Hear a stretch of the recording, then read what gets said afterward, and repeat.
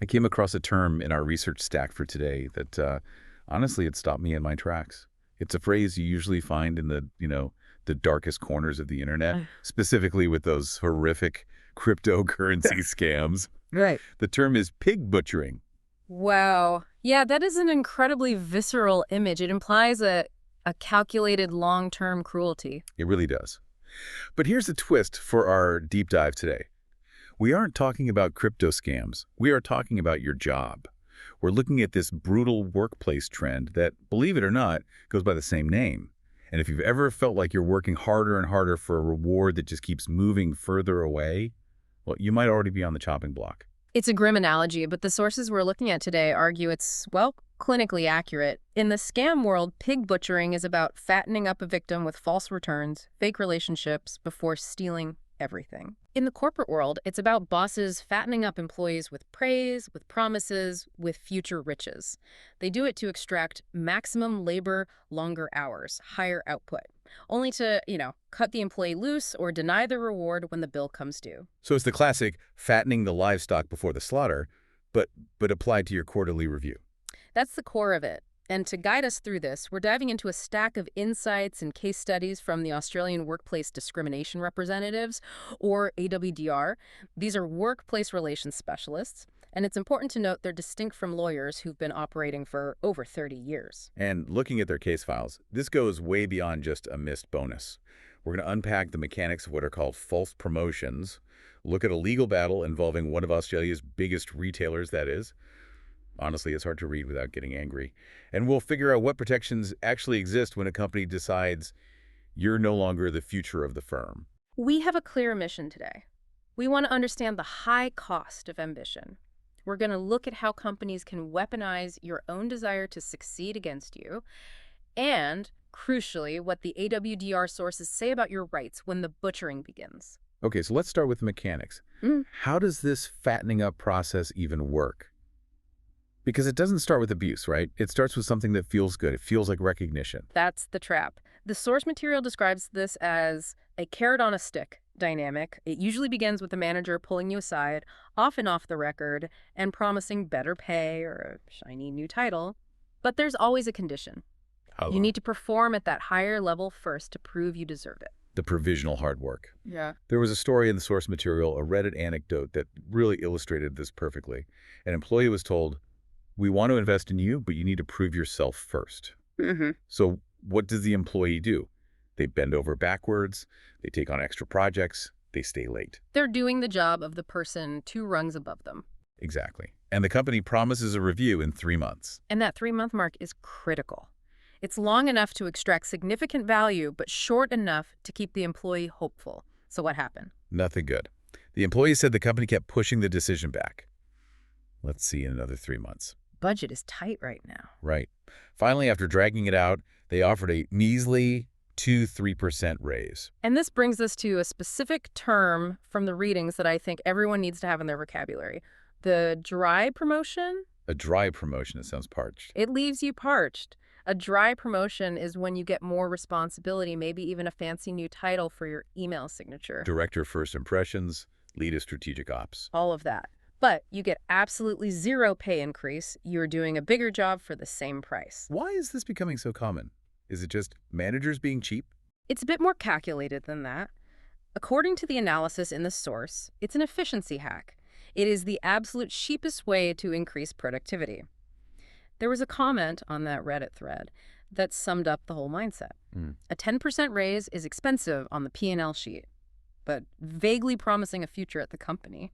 That's free. That is absolutely free. That is so cynical. The future is free. You can promise the moon as long as you don't write it down. Yeah. But psychologically, why do we fall for it? Because we want to believe in the meritocracy. We want to believe that input equals output.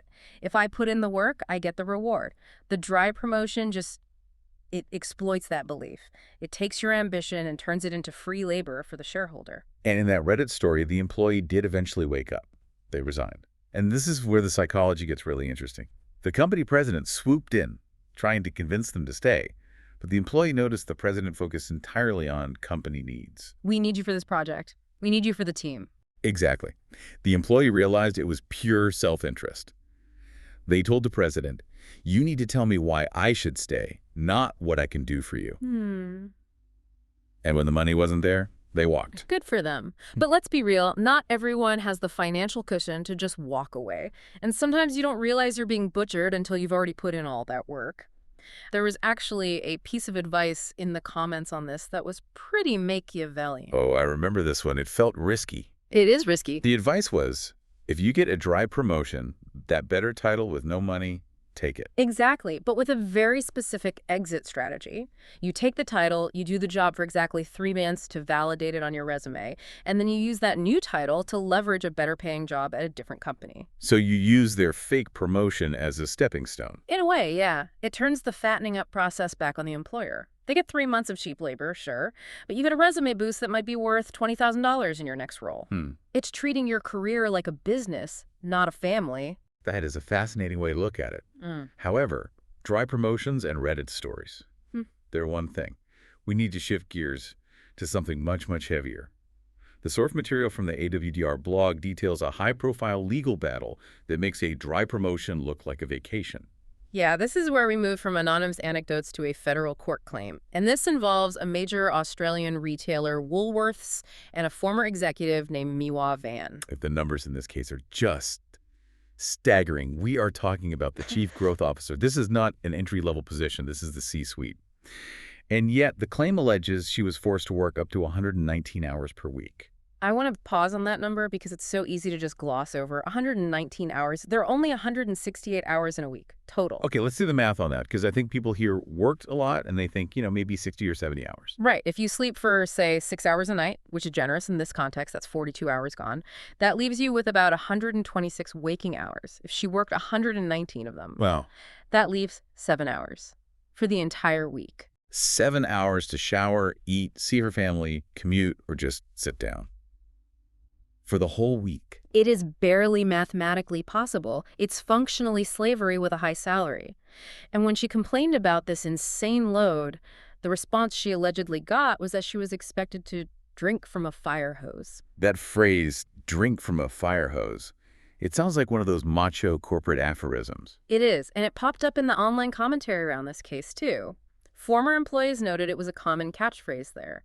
It implies a culture where drowning in work is seen as a test of character. A rite of passage. Exactly. If you can't swallow the water, you just aren't strong enough. And the physical toll was immediate. This isn't just about being tired or burnt out. The source material lists the health consequences from her claim. Before she was even diagnosed with cancer, the stress allegedly caused unexplained swelling, hives, temporary blindness, and a suspected mild stroke in August 2020. A stroke. And temporary blindness. I mean, these are severe physiological reactions. The body was literally screaming, stop! The body was shutting down because the demand exceeded human capacity. And here is the pig butchering aspect. Why was she doing this? Why didn't she just quit the moment she went blind? Because according to the claim, she was promised a specific promotion. She was going to be the chief transformation officer. That's the bait. That is the fattening. The claim alleges that the CEO, Brad Banducci, and the incumbent officer, Von Ingram, had identified her as the natural successor. That was the carrot. Keep drinking from the fire hose, survive the stroke, and this role is yours. But then life happened. And this is where the story takes a turn that is, well, it's frankly devastating. In March 2022, Miwa Van was diagnosed with HER2 plus breast cancer. A life-threatening diagnosis. Now, in a normal, humane world, or even just a prudent corporate world, you would expect the employer to say, stop, focus on your health. We've got this. That is not what the claim alleges happened. No. The source says that in the 5 weeks following her chemotherapy, 5 weeks, she averaged 107 hours of work per week. And she was hospitalized for 3 days due to complications during that period. Working over 100 hours while recovering from chemo is... It's difficult to even comprehend the level of pressure required to make someone do that. It speaks to a deep fear that if she stopped, the prize would disappear. And she was right to be afraid. Because after all of that, after literally risking her life to keep working, the betrayal happens, the pig butchering moment.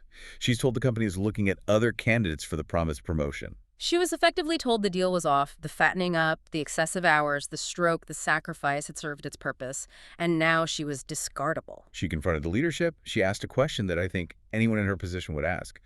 What's really changed? Is it because I have cancer? And this is where we get into the alleged responses from the CEO, Brad Banducci. And these quotes, if proven true in court, are just incredibly damaging, not just legally, but to the entire concept of corporate ethics. He allegedly called her complaints crazy. He also allegedly said the complaints did not reflect well on her, which frames her reaction to a broken promise as a character flaw.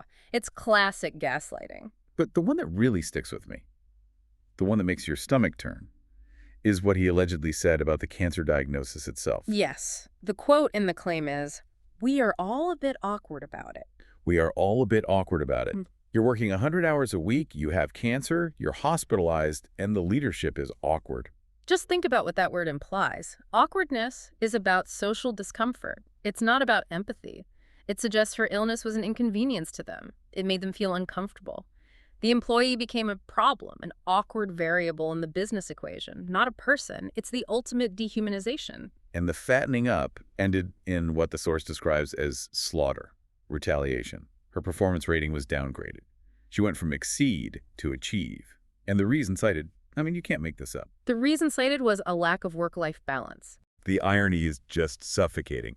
The company that demanded she drink from a fire hose downgraded her for drowning. It's a cruel catch-22. If you don't work the hours, you aren't dedicated. If you do work the hours and get sick, you lack balance. There's no winning move for the employee in that scenario. Eventually, her role was made redundant in March 2024. She's now seeking significant damages. But this brings us to the so what for our listeners. Because most of us aren't C-suite executives at Woolworths, but these dynamics, the dry promotion, the overwork, the health issues, they happen everywhere. That's right. And this is where the Australian Workplace Discrimination Representatives, the AWDR, come in. Their material emphasizes that this isn't just about a boss being mean. These behaviors fall under specific legal frameworks. Okay, so let's zoom out. If someone's listening to this and thinking, wait, I was promised a promotion that vanished, or I'm being punished for being sick, what are we actually talking about legally? Well, based on the AWDR services pages, there are a few distinct concepts at play. The first, and maybe the most powerful in this context, is general protections. How is that different from just being unfairly fired? That's a great question. Unfair dismissal is usually about whether there was a valid reason to fire you. You stole something or you were terrible at your job. General protections is different. It's about why the action was taken. In Australia, you have a workplace right to complain about your safety or your hours. You also have the right to be free from discrimination based on a protected attribute, which includes physical disability or illness, like cancer. So if the company takes action against you because you exercise that right, that's where the law steps in. Exactly. If an employer takes adverse action, and that can be firing you, demoting you, or even denying a promised promotion because you exercised a right or because you got sick, that is unlawful. It's a general protections breach. Okay, so if Miwa Van was denied the promotion because of the cancer or because she complained about the hours, that's the core of the issue. Precisely. And what's interesting about these claims is that often the burden of proof shifts. Once you establish the basic facts that you had the right and the adverse action was taken, the employer often has to prove they didn't do it for the prohibited reason. They have to prove it wasn't because of the cancer. That's a powerful tool. It forces them to show their hand. There's another term the sources highlight that I see a lot on the AWDR site, constructive dismissal. That sounds complicated. It's actually quite intuitive. It's when you aren't actually fired, you resign. But the law looks at the situation and says, you quit, but you had no choice. Like the Reddit story from earlier, the employee who just walked out. Potentially, yes. If a workplace becomes so toxic or the safety risks are so high or the demands are so unreasonable that any person would feel forced to resign, the law treats that similarly to being fired. It prevents employers from just making your life miserable until you quit so they don't have to pay severance. It's the managing out strategy. We won't fire you, but we'll put your desk in the basement and take away your stapler until you break. Or we'll make you work 119 hours a week until you break. One final term that came up with the Woolworths case was redundancy. Her role was made redundant. But the source material talks about non-genuine redundancy. What's the difference? This is a classic maneuver. A genuine redundancy is when a job no longer needs to be done by anyone. The role itself disappears.